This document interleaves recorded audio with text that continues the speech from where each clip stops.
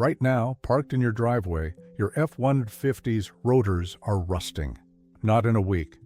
Not after the next storm. Right now.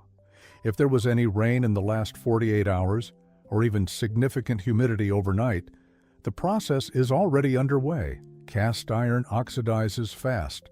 Brake rotors are bare, uncoated cast iron by design, because coating the friction surface would destroy stopping power.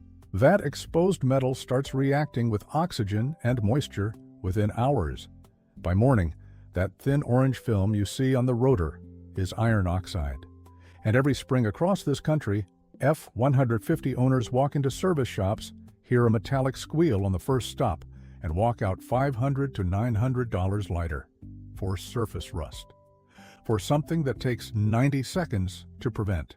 This is what that costs you if you do nothing. According to RepairPal and Consumer Affairs, a full brake pad and rotor replacement on an F-150 runs between $400 and $900 per axle at a shop. Ford dealers typically land at the higher end of that range. And the worst part? Most of those spring brake visits happen because of rust that formed while the truck sat still. Not from worn pads, not from mechanical failure, from overnight moisture and winter salt residue reactivating in April rain. Welcome to Dr. Phillip's Forbidden Files. If this kind of knowledge matters to you, hit subscribe and the bell. This is where we dig up what they buried. Before I show you the 90-second routine, I put together a complete guide with everything in this video. It is called the Dr. Phillip's Forbidden Files Complete Vault. Inside you will find the step-by-step brake maintenance calendar for F-150 owners, what to do each month to keep rotors clean through spring, summer, and fall. A visual guide showing exactly which parts of the brake assembly are safe to treat, clean, or coat, and which ones must never be touched with anything other than brake cleaner. The exact progressive braking sequence used by fleet mechanics on commercial truck fleets, written out in plain English. A brake inspection checklist so you can tell the difference between surface rust that disappears in 2 stops and the warning signs that actually require a mechanic.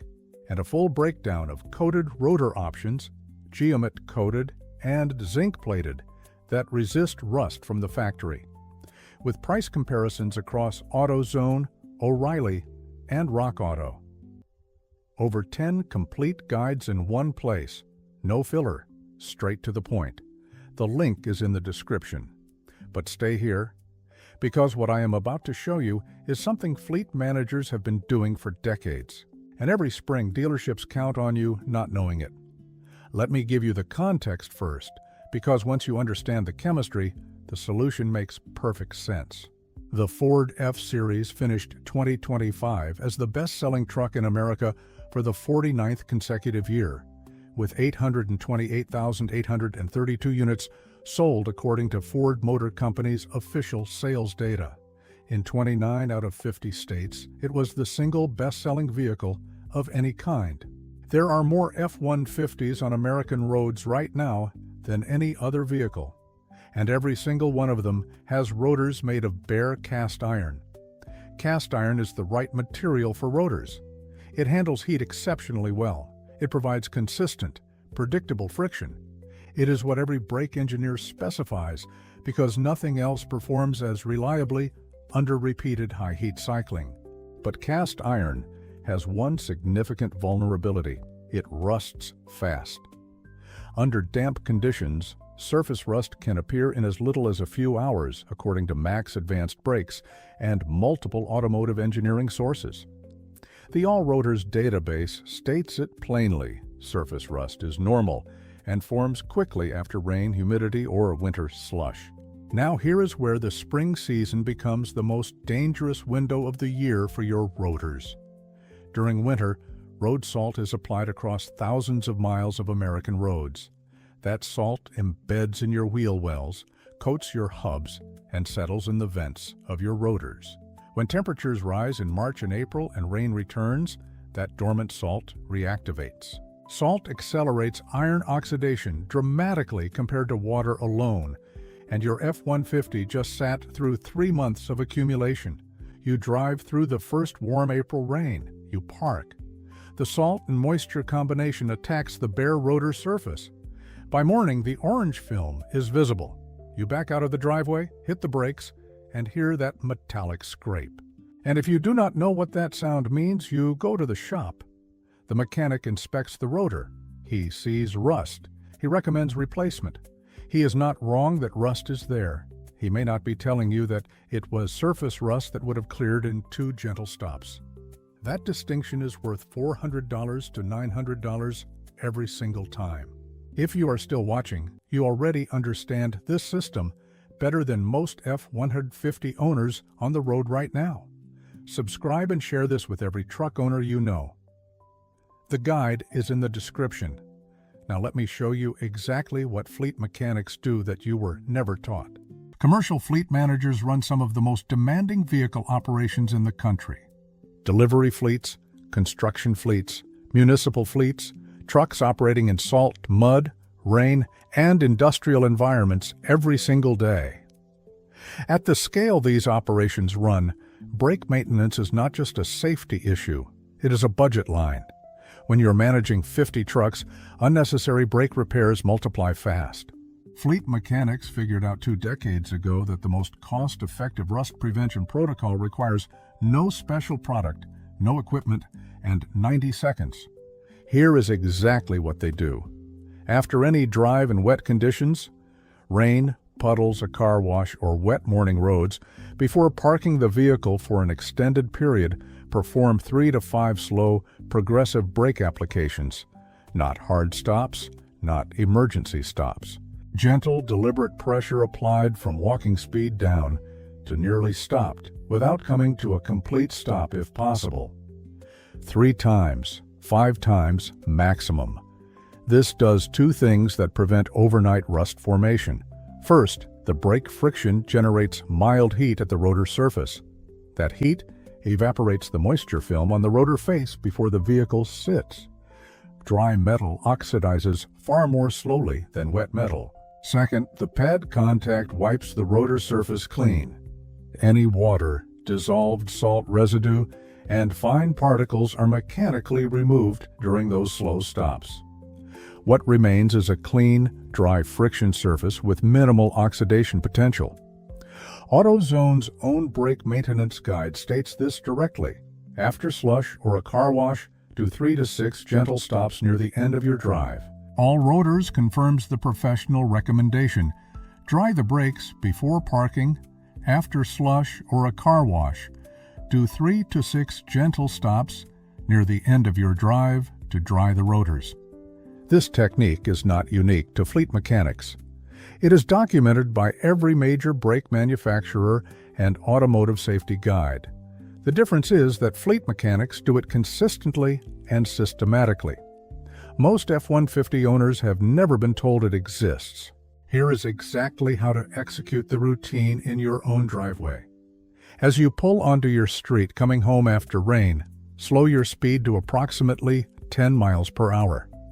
Apply the brakes gently and bring the truck to near stop, not a complete stop if you can avoid it.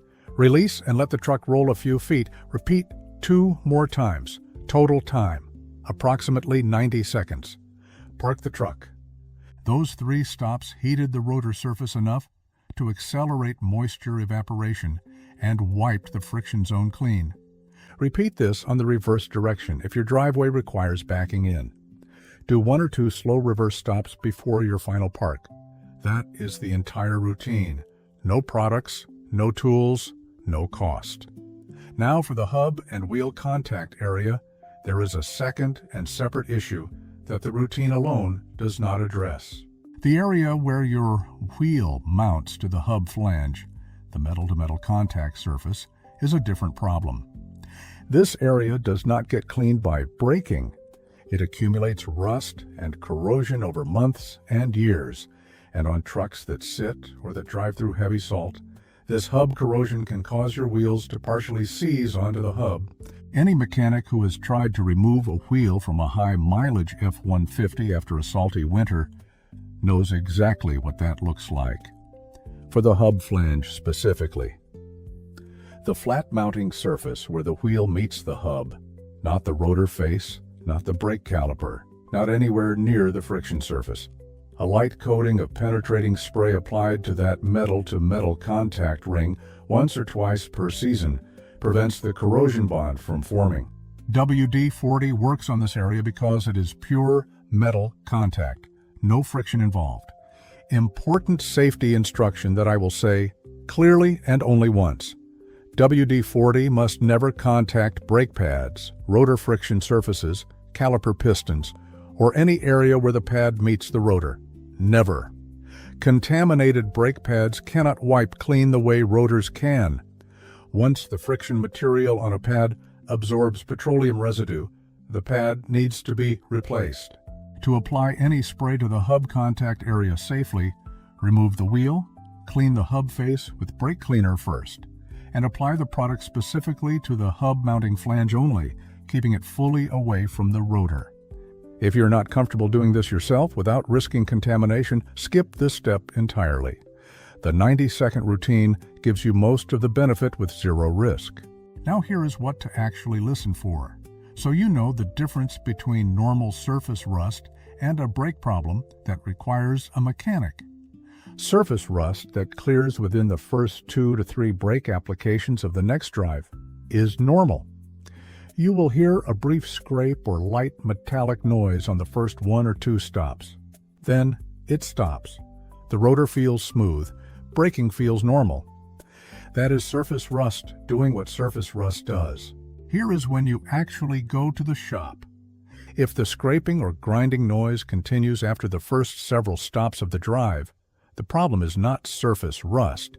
If you feel pulsation or vibration through the brake pedal when stopping, the rotor surface may be pitted or uneven. If the brake pedal feels soft, spongy, or sinks toward the floor, that is a brake fluid or caliper issue. Stop driving and call a mechanic immediately.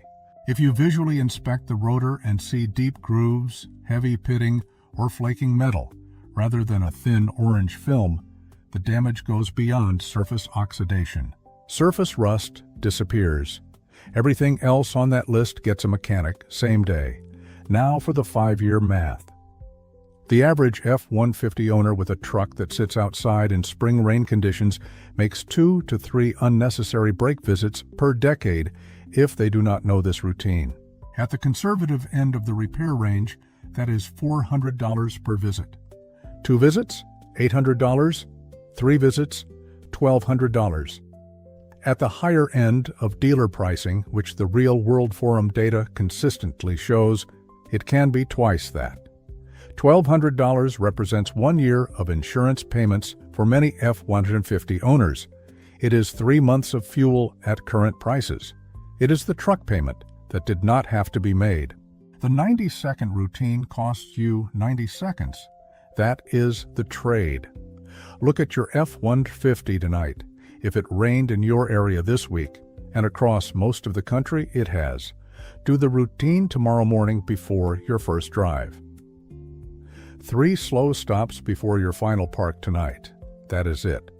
Share this video with every F-150 owner in your contacts before spring is over, because every one of them is in the same risk window right now.